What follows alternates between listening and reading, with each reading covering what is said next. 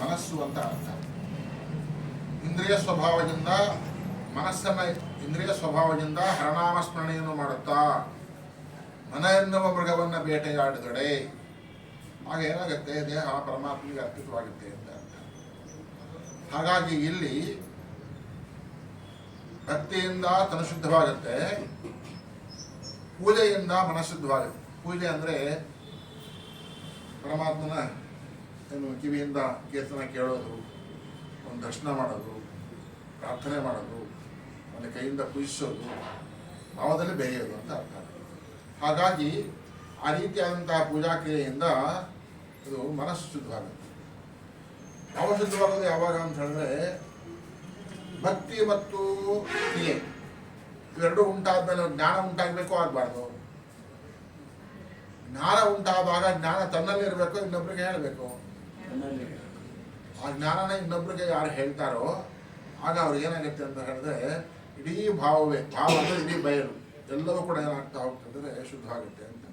ಅದಕ್ಕೆ ಇದನ್ನು ಏನು ಮಾಡ್ತಾರೆ, ಭಾವ ಶುದ್ಧ ಆಗೋದು ಹಾಗೆ. ಭಾವನೆಗಳಂತ ಅಲ್ಲ, ಎಲ್ಲರೂ ಕೂಡ ಪರಿಶುದ್ಧವಾಗಬೇಕು ಅಂತ.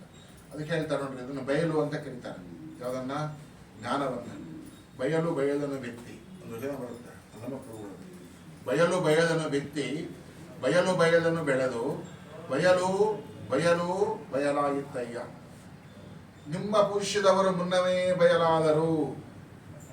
ನಾನೆಂಬ ಪೂಜ್ಯ ಬಯಲು ಜೀವನ, ಬಯಲು ಭಾವನೆ, ನಿಮ್ಮ ಪುರುಷದವರು ಮುನ್ನವೇ ಬಯಲಾದರೂ ನಾನೆಂಬ ಪುರುಷ ಬಯಲಾದನು ಕಾರಣ ಮಹೇಶ್ವರ ಅಂತ ಹೇಳ್ತಾರೆ. ಬಯಲು ಬಯಲನ್ನು ಬಿತ್ತಿ ಪದಗಳೆಲ್ಲ ಒಂದೇ ಥರ ಇದ್ದಾವೆ ಅಲ್ಲ. ಬಯಲು ಅಂತ ಯಾಕೆ ಪದ ಬಳಕೆ ಮಾಡ್ತಾರೆ ಅಂತ ಹೇಳಿದ್ರೆ, ನಮ್ಮ ದೇಹದ ಒಳಗೆ ಇರುವಂತಹ ಆಕಾಶ ತತ್ವ ಕೇಳಿದ್ರ, ಪೃಥ್ವಿ ಅಪ್ಪು ವಾಯು ಆಕಾಶ ಅಂತ.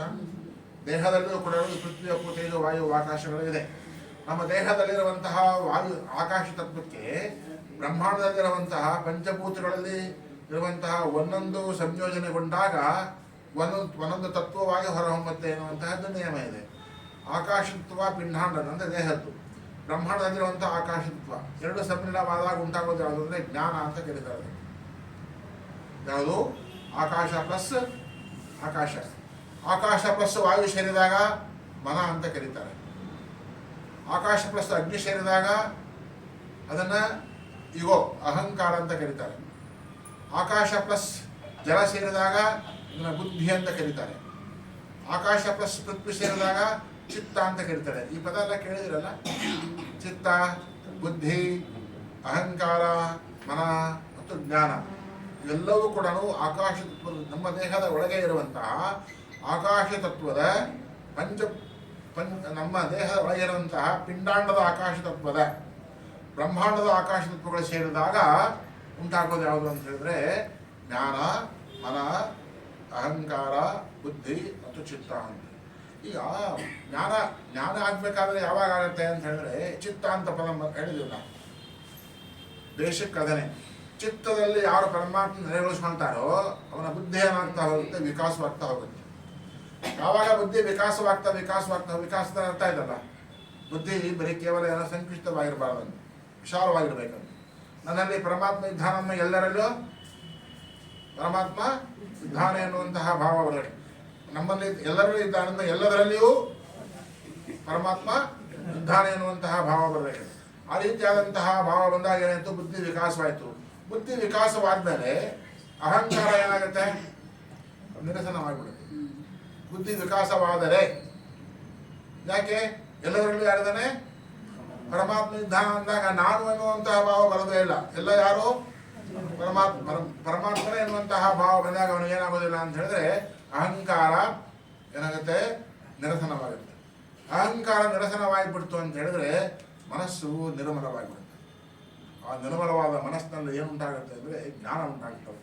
ನಾನು ಬೇರೆ ಅಲ್ಲ, ಪರಮಾತ್ಮ ಬೇರೆ ಅಲ್ಲ, ನಾನು ಬೇರೆ ಅಲ್ಲ, ಇಡೀ ವ್ಯವಸ್ಥೆ ಬೇರೆ ಅಲ್ಲ, ನಾನು ಬೇರೆ ಅಲ್ಲ, ಸಕಲ ಜೀವರಾಶಿಗಳು ಬೇರೆ ಅಲ್ಲ ಅನ್ನುವಂಥ ಭಾವ ಬಂದಾಗ ಅವನು ಎಷ್ಟು ಸರಳವಾಗಿ ಜೀವನ ನಡೆಸ್ತಾನೆ, ಎಷ್ಟು ಶಾಂತತೆಯಿಂದ ನಡೆಸ್ತಾನೆ, ಎಷ್ಟು ನೆಮ್ಮದಿಯಿಂದ ನಡೆಸ್ತಾನೆ.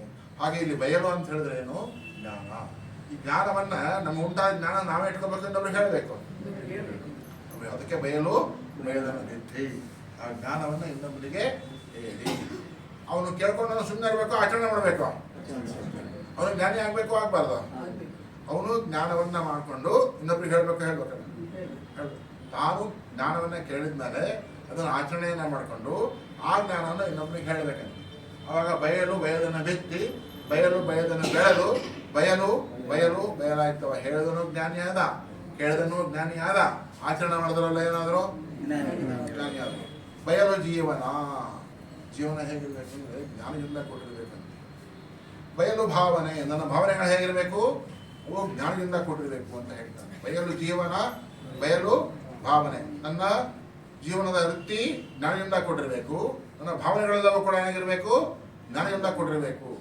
ಹಾಗಾಗಿ ನಿಮ್ಮ ಪೂಜಿಸಿದವರು ಯಾರ ಭಗವಂತನ ನಂಬಿಕೊಂಡು ಭಗವಂತನೊಂದಿಗೆ ಬೆರೆತರೋ, ನಿಮ್ಮ ಪೂಜಿಸಿದವರು ಮುನ್ನವೇ ಬಯಲಾದರು, ಅವರೆಲ್ಲ ಜ್ಞಾನಿಗಳಾದರು. ನಾನಿಮ್ಮ ಪೂಜಿಸಿ ಬಯಲಾದನು ಕಾರಣ ಗುಹೇಶ್ವರ, ನಾನು ಕೂಡ ನಿಮ್ಮನ್ನ ಭಾವಿಸ್ಕೊಂಡು ನಿಮ್ಮನ್ನ ಆಚರಿಸಿಕೊಂಡು ನಾನು ಕೂಡ ಏನಾದೆ ಜ್ಞಾನಿ. ಹಾಗೆ ಜ್ಞಾನಿ ಆಗಬೇಕು ಅಂತಬಾರ್ದು. ಜ್ಞಾನ ಅಂದ್ರೇನು, ಬರೀ ಕೇವಲ ತತ್ವಜ್ಞಾನ ಅಂತ ಮುಖ್ಯ ಅಲ್ಲ. ಯಾರು ಹೆಂಗೆ ಕಾಯಕ ಮಾಡ್ತಿದ್ದಾರೆ ಆ ಕಾಯಕದಲ್ಲಿ ಉಂಟಾದಂತಹ ಜ್ಞಾನವನ್ನು ಇನ್ನೊಬ್ರಿಗೆ ಹೇಳಬೇಕು, ಹೇಳಬಾರ್ದು. ಉದಾಹರಣೆ ಹೇಳಬೇಕು ಅಂದ್ರೆ ಕಸ ಗುಡಿಸೋದು ಇರ್ತದೆ ನೋಡಿ. ಒಬ್ರ ಕೈಗೆ ಪರಿಚಯ ಕೊಟ್ಟರೆ ಕಸ ಹಿಂದಕ್ಕೂ ಮಾಡ್ತಾರೆ, ಮುಂದಕ್ಕೂ ಕೆಲವು ಗುಡಿಸೋದು ಗೊತ್ತೇ ಇರೋದಿಲ್ಲ. ಕಸ ಮುಂದಕ್ಕೆ ಗುಡಿಸ್ಬೇಕು, ಹಿಂದಕ್ಕೆ ಗುಡಿಸ್ಬೇಕು, ಮುಂದಕ್ಕೂ ಗುಡಿಸ್ತಾರೆ. ಬೇಗ ಪರಿಚಯ ತಗೊಂಡೋದ್ರೆ ಏನಾಗುತ್ತೆ, ಅದು ಹಿಂದಕ್ಕೂ ಹೋಗುತ್ತೆ. ಅದು ಕಸ ಗುಡಿಸೋದು ಅಂತ ಹೇಳ್ತಾ ಇರೋದಕ್ಕೆ. ಇನ್ನು ಕೆಲವರು ಪಾತ್ರೆ ತೊಳಿತಾರೆ, ಆ ಪಾತ್ರೆಗೆ ಅಂಟಿಕೊಳ್ಳೋದು ಏನಾಗೋದಿಲ್ಲ, ಹೋಗೋದೇ ಇಲ್ಲ. ಯಾಕೆ ಬರೋದೇ ಇಲ್ಲ. ಅದು ತೊಳೆಯೋದು ದ್ರೌಪದಿಗೂ ತೊಳೆಯಕ್ಕೆ ಬಂದಿರಲಿಲ್ಲ, ಗೊತ್ತಾಯ್ತಾ? ಅಕ್ಷಯ ಪಾತ್ರೆ ತೊಳೆದು ದಬ್ಬ ಹಾಕಿರ್ತಾಳೆ, ಆದರೂ ಕೂಡ ನಾವು ಕಂಠದಲ್ಲಿ ಏನಾಗಿತ್ತಂತೆ, ಒಂದು ಅಗಳಿತ್ತಂತಲ್ಲ. ಹಾಗಾಗಿ ಏನು ಈ ಜ್ಞಾನ ಅಂತ ಏನು ಹೇಳ್ತೇವಲ್ಲ, ಪ್ರತಿಯೊಂದು ಕ್ರಿಯೆಯಲ್ಲಿರುವಂತಹ ಜ್ಞಾನ. ಹಾಗಾಗಿ ಅಲ್ಲಿ ಇಡೀ ಸಮೂಹಗಳ ಸೆಂಟ್ರಲ್ ಏನು ಮಾಡಿದ್ರು, ಒಂದು ಕಾಯಕ ಆಯ್ಕೆ ಮಾಡಿಕೊಂಡ್ರು. ಅದರಲ್ಲಿ ತಮ್ಮಲ್ಲಿರುವಂತಹ ಜ್ಞಾನವನ್ನು ಏನು ಮಾಡ್ತಿದ್ರು ಅವರು, ಇಡೀ ತಮ್ಮ ಸಮೂಹಕ್ಕೆ ಹಂಚಿಕೊಂಡು ಒಂದಾಗಿ ಎಲ್ಲರೂ ಒಂದಾಗಿ ಕಾಯಕವನ್ನು ಮಾಡುವಂಥ ಒಂದು ಪ್ರವೃತ್ತಿಯನ್ನು ಬೆಳೆಸ್ಕೊಂಡ್ರು. ಹಾಗಾಗಿ ಇಡೀ ಸಮೂಹ ಏನಾಯಿತು, ತಮಗೆ ಉಂಟಾದಂತಹ ಎಲ್ಲ ಜ್ಞಾನವನ್ನು ಅವ್ರು ಏನು ಮಾಡಿದ್ರು, ಲಿಖಿತ ಮೂಲಕ ಕೊಡ್ತಾ ಹೋದ್ರು. ಹಾಗಾಗಿ ಇಲ್ಲಿ ತನು ಶುದ್ಧವಾಗಿ ಇರಬಾರ್ದು, ಮನಸ್ಸು ಶುದ್ಧ ಇರಬೇಕು. ತನು ಮತ್ತು ಮನ ಶುದ್ಧವಾದ ಮೇಲೆ ಎಲ್ಲರಲ್ಲೂ ಕೂಡ ಏನಾಗಿರ್ತದೆ, ಪರಮಾತ್ಮ ನೆಲೆಗೊಳಿಸುವ ಅವಕಾಶ ಬರುತ್ತೆ. ಹಾಗಾಗಿ ಅದು ಭಾವ ಶುದ್ಧವಾಗುತ್ತೆ. ಹಾಗಾಗಿ ಅಟ್ಟಮಹಾದೇವಿಯವರು ಇಟ್ಕೊಳ್ಳುವಂತಹ ಭಜನದಲ್ಲಿ ಇದು ಕೂಡ ಒಂದು ತುಂಬ ಚೆನ್ನಾಗಿ ಹಾಡಿದರು, ಒಳ್ಳೆಯದಾಗಿ. ಏನಾದ್ರು ಡೌಟ್ಸ್ ಇದ್ದರೆ ಕೇಳಿ ಹೇಳ್ತೀನಿ. ಪೂಜೆ ವಿಚಾರದಲ್ಲಿ ಏನಾದ್ರು ಡೌಟ್ಸ್ ಇದ್ದರೆ ಹೇಳ್ತೀರಾ?